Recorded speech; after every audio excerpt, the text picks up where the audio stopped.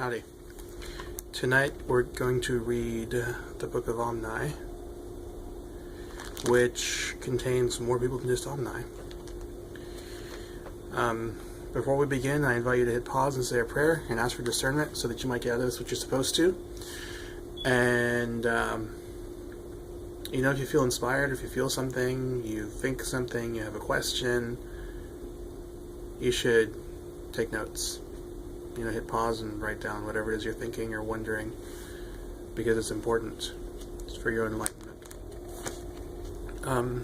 If you want your own physical copy of the Book of Mormon, like this one, you can follow one of the links in the description to request one. And if you don't want to request one from the church because you don't want to be on file or whatever, you are welcome to send me an email at thetruthaboutwaffles@gmail.com, and I will send you a copy myself.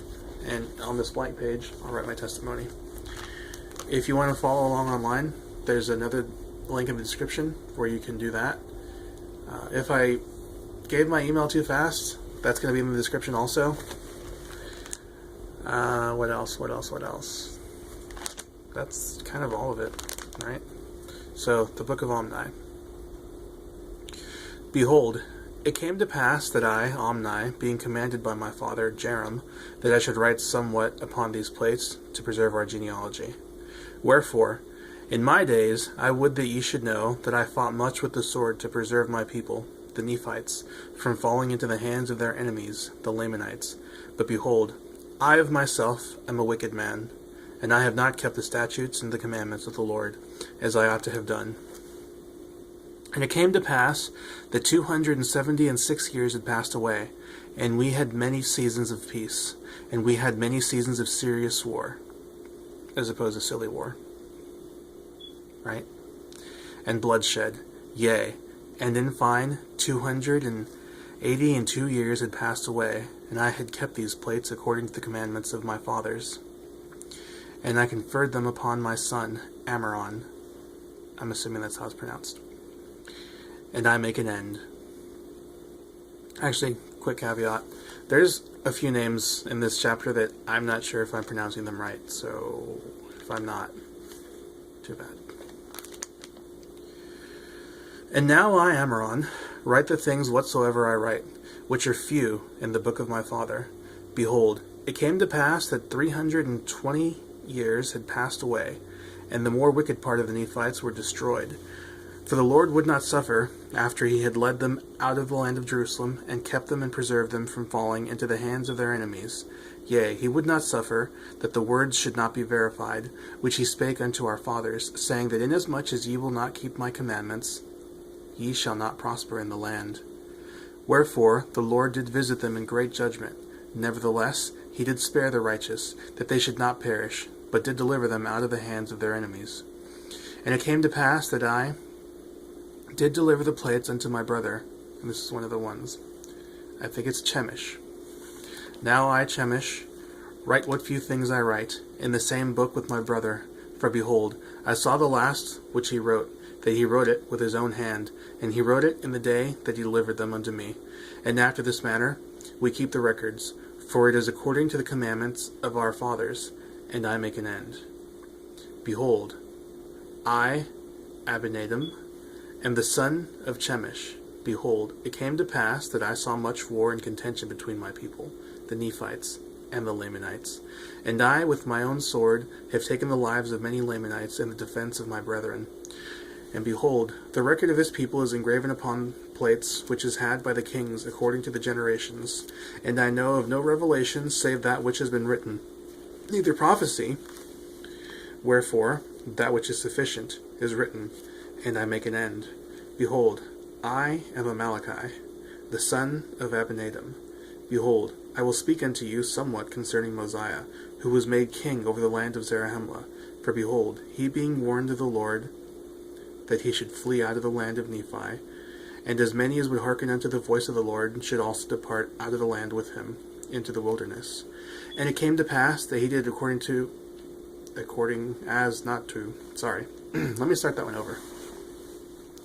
And it came to pass that he did according as the Lord had commanded him, and they departed out of the land into the wilderness. as many as would hearken unto the voice of the Lord. And they were led by many preachings and prophesyings, and they were admonished continually by the word of God, and they were led by the power of his arm through the wilderness until they came down into the land which is called the land of Zarahemla. And they discovered a people who were called the people of Zarahemla. Now there was great rejoicing among the people of Zarahemla, and also Zarahemla did rejoice exceedingly, because the Lord had sent the people of Mosiah with the plates of brass which contained the record of the Jews. Behold, it came to pass that Mosiah discovered that the people of Zarahemla came out from Jerusalem at the time that Zedekiah king of Judah was carried away captive into Babylon. And they journeyed in the wilderness, and were brought by the hand of the Lord across the great waters into the land where Mosiah discovered them. And they had dwelt there from that time forth. And at the time that Mosiah discovered them, they had become exceedingly numerous. Nevertheless, they had many wars and serious contentions, and had fallen by the sword from time to time. And their language had become corrupted, and they had brought no records with them. They denied the being of their Creator, and Mosiah, nor the people of Mosiah, could understand them. But it came to pass that Mosiah caused that they should be taught in his language. And it came to pass that after they were taught in the language of Mosiah, Zarahemla gave a genealogy of his fathers, according to his memory. And they are written, but not in these plates. And it came to pass that the people of Zarahemla and of Mosiah did unite together, and Mosiah was appointed to be their king. And it came to pass in the days of Mosiah there was a large stone brought unto him with engravings on it, and he did interpret the engravings by the gift and power of God. And they gave an account of one Coriantumr, and the slain of his people. And Coriantumr was discovered by the people of Zarahemla, and he dwelt with them for the space of 9 moons. It also spake a few words concerning his fathers, and his first parents came out from the tower. At the time the Lord confounded the languages of the people, and the severity of the Lord fell upon them, according to his judgments, which are just. And their bones lay scattered in the land northward. Behold, I, Amaleki, was born in the days of Mosiah, and I have lived to see his death, and Benjamin his son reigneth in his stead. And behold, I have seen in the days of King Benjamin a serious war, and much bloodshed between the Nephites and the Lamanites. But behold, the Nephites did obtain much advantage over them, yea, insomuch that King Benjamin did drive them out of the land of Zarahemla. And it came to pass that I began to be old, and having no seed, and knowing King Benjamin to be a just man before the Lord, wherefore I shall deliver up these plates unto him, exhorting all men to come unto God, the Holy One of Israel, and believe in prophesying, and in revelations, and in ministering of angels, and in the gift of speaking with tongues, and in the gift of interpreting languages, and in all things which are good. For there is nothing good save it comes from the Lord, and that which is evil comes from the devil. And now, my beloved brethren, I would that ye should come unto Christ, who is the Holy One of Israel, and partake of his salvation and the power of his redemption. Yea, come unto him, and offer your whole souls as an offering unto him. I got lost. And continue in fasting and prayer, and endure to the end. And as the Lord liveth, ye will be saved. And now I would speak somewhat concerning a certain number who went up into the wilderness to return to the land of Nephi. For there was a large number who were desirous to possess the land of their inheritance. Wherefore they went up into the wilderness, and their leader, being a strong and mighty man, and a stiff-necked man, wherefore he caused a contention among them, and they were all slain, save 50, and they were in the wilderness. Save 50 in the wilderness. And they returned again to the land of Zarahemla. And it came to pass that they also took others to a considerable number, and took their journey again into the wilderness. And I, Amaleki, had a brother, who also went with them, and I have not since known concerning them.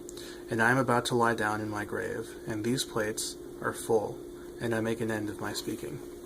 Alright, so thanks for watching, and come back next week. And keep an eye out, I might post something else between now and then.